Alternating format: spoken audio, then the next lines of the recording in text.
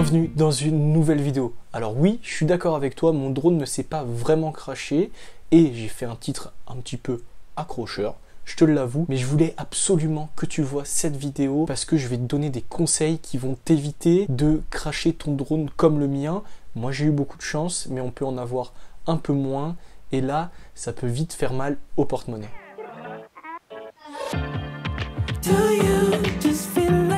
J'espère que tu vas bien, pour moi c'est le cas pour deux choses. La première c'est que c'est la rentrée, ça veut dire de nouveaux projets et j'en suis très content. Et dans un second temps, c'est aussi parce que j'ai dépassé les 1000 abonnés il n'y a pas très longtemps sur YouTube. 1000 abonnés quand même, voilà. Je me dis que ça y est, ma chaîne, entre guillemets, c'est une vraie chaîne et que je vais essayer de vous partager encore plus souvent du contenu. Mon objectif, je vais vous le dire quand même, c'est de faire une vidéo par semaine jusqu'au minimum au mois de décembre pour développer encore un maximum cette chaîne. Et puis aussi parce que j'ai envie de continuer à te donner toutes les infos que je connais et à te partager mon univers qui est un peu le drone, la vidéo, la photo, mais aussi le voyage. Comme j'ai dépassé les 1000 abonnés sur YouTube, pour te remercier et pour vous remercier, je vais faire un petit concours plutôt sympathique. Ce concours-là, il sera et sur YouTube et sur Instagram. Donc je te mets mon Instagram juste là, maintenant. Et si tu restes à la fin de la vidéo, tu pourras voir toutes les conditions pour participer à ce concours et gagner ce fameux cadeau. Alors je sais pas si tu l'as vu sur cette chaîne, mais j'ai fait un tour d'Europe avec ma copine et Jean-Claude, mon fourgon aménagé, et je t'ai partagé cette aventure sur YouTube. D'ailleurs, je te mets juste ici la playlist où tu peux retrouver toutes nos aventures et aussi l'aménagement de notre fourgon.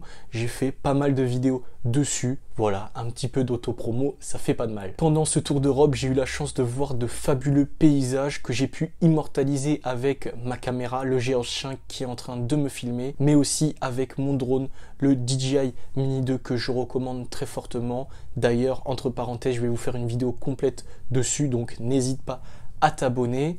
Mais avant de te donner les conseils pour que tu évites de te crasher, je t'explique un peu comment ça s'est passé, ce crash, et heureusement, je ne suis pas passé loin de la catastrophe. Après l'Italie, on a pris le ferry pour aller en Grèce. On devait rejoindre Athènes parce que mes parents me rejoignaient en avion et donc on est arrivé par ferry à Igoumenitsa. Pour te situer un peu tout ça, Igoumenitsa c'est tout en haut de la Grèce et c'est à plus de 7-8 heures de route sans les péages. Donc on s'est dit que le faire en 2 jours, ça serait plutôt pas mal. Et on s'est trouvé un spot qui avait l'air plutôt sympa à mi-chemin entre Igoumenitsa et Athènes. On a passé une bonne partie de la journée sur la route et on arrive sur ce spot tout simplement magnifique. On pouvait poser notre fourgon au bord de l'eau. La mer était transparente, il faisait très très chaud. On a pu se baigner et puis vers 19-20 heures, le coucher de soleil arrive et je me dis que c'est le moment de sortir le drone pour immortaliser ça. Donc je fais mes quelques plans par-ci par-là, je vois qu'il y a des arbres un peu derrière moi, je les vois, je fais attention. Une première fois, je voulais faire un plan où il y a le fourgon puis la mer derrière. C'est quand même plutôt sympa ces plans où on vient après montrer ce qu'il y a derrière au second plan. Je fais ces plans qui se passent plutôt bien parce que je vérifiais à vue si le drone passait bien au-dessus des arbres. Et puis je viens me rasseoir devant le fourgon parce que je fais des plans un peu partout et je me dis bon, je vais en refaire un plan comme ça pour être sûr de l'avoir bien comme il faut. Donc je me mets derrière, mais moi par flemme, je retourne pas derrière avec le drone pour voir exactement ce qui se passe. Je me dis ça va passer. Et puis là, d'un coup, le drone, je le vois tomber, donc je remets les gaz à fond. Ça fait qu'il arrive un peu à se remettre tout seul sur lui-même, sauf qu'il retouche une branche, il retombe, je remets les gaz à fond, et là, il vient remonter, et il n'avait rien du tout. J'ai eu beaucoup de chance parce qu'il n'a pas touché le sol, il y a seulement les hélices qui ont pris un tout petit peu. Alors pour éviter cette petite mésaventure comme je l'ai vécu, je te donne quelques conseils. Le premier conseil, ça va être de vérifier ton environnement. Alors ça peut paraître absurde comme ça quand je te le dis, c'est logique. Je vais faire du drone, je vérifie mon environnement, s'il y a des arbres, s'il y a des lignes électriques, etc. Mais parfois, dans des cas, on va pas forcément vérifier. Ça peut être le cas quand tu vas être à un coucher de soleil et que tu dois aller vite, tu vas directement faire décoller le drone pour faire tes plans. Ou alors, par exemple, quand tu débutes, tu es un peu surexcité à faire tes plans et tu regardes pas forcément et le crash est vite arrivé. Alors le pire dans mon cas, c'est que moi je savais qu'il y avait ces arbres-là, mais à cause de ma grosse flemme, je suis pas retourné derrière pour vérifier et on peut voir que ça peut coûter très cher. Ah bah oui, ça coûte cher un drone, hein. Alors je veux vraiment te le répéter, mais vraiment analyse ce qu'il y a autour de toi, de savoir s'il y a des obstacles, et en plus de ça, si tu prends un peu plus de temps en arrivant sur ton spot, tu pourras aussi peut-être artistiquement voir d'autres choses que tu ne vois pas quand tu arrives, et on a souvent ce souci-là, on veut vite faire nos plans pour ne pas perdre de temps, mais attention, viens, regarde ce qui se passe et tu pourras sans doute faire de plans encore plus intéressants.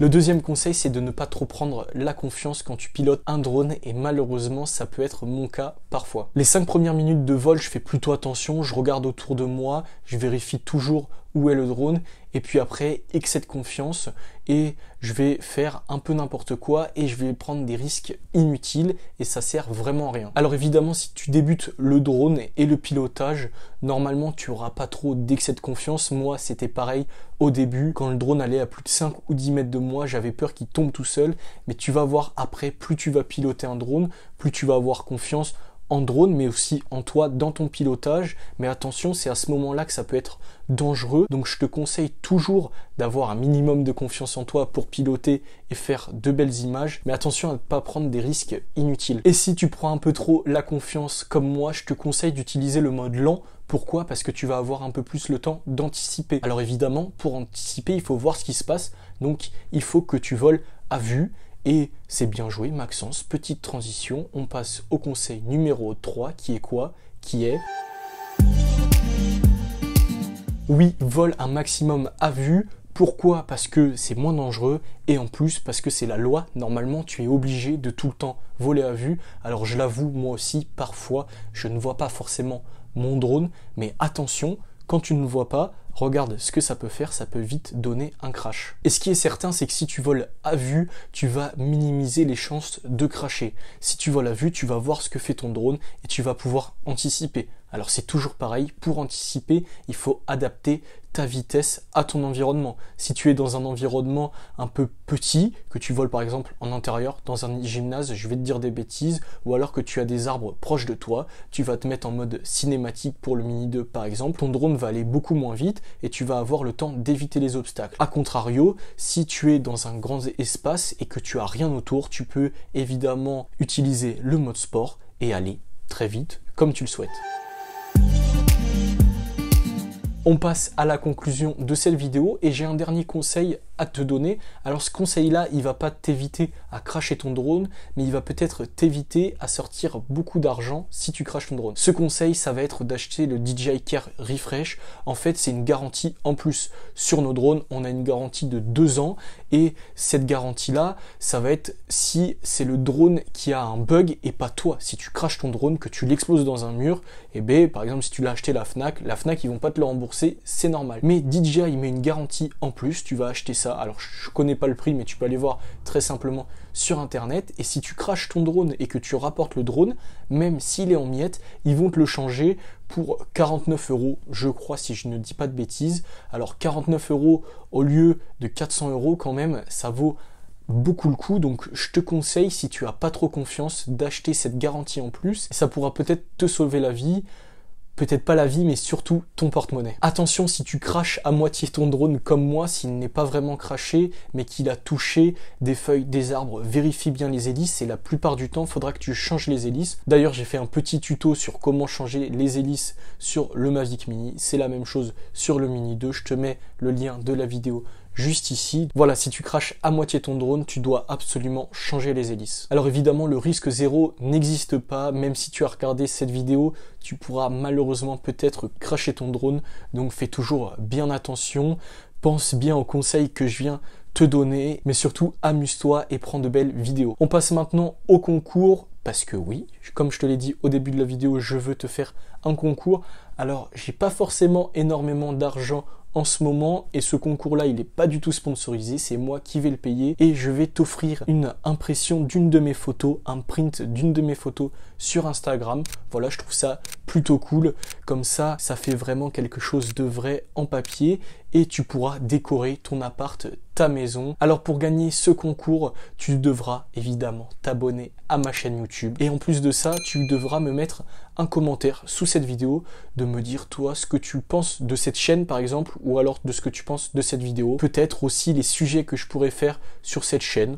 Voilà, ce qui t'intéresse. Alors évidemment, un commentaire avec écrit juste concours, ça ne compte pas. Je prendrai que les vrais commentaires entre guillemets.